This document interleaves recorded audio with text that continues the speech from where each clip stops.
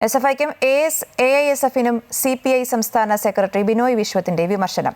ഇരു സംഘടനകൾക്കും പുതിയ തലമുറയിലേക്ക് എത്താൻ കഴിയുന്നില്ലെന്ന് അദ്ദേഹം പറഞ്ഞു. ന്യൂനപക്ഷങ്ങൾ എൽഡിഎഫിൽ നിന്ന് അകലാൻ കാരണം അന്വേഷിക്കണമെന്നും അവതാരങ്ങൾ കടന്നുകൂടിയെന്ന് പരിശോധിക്കണമെന്നും ബിനോയ് വിശ്വം ആവശ്യപ്പെട്ടു.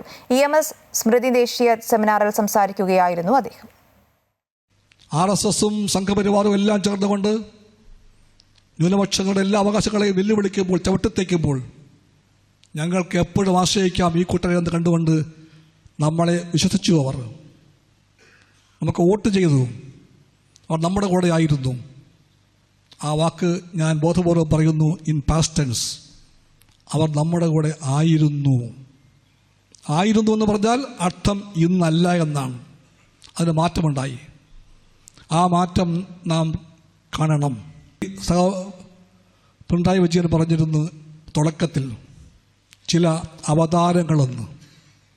അവതാരങ്ങൾ അവരെവിടെ? അത്തരക്കാരുണ്ടായിരുന്നു.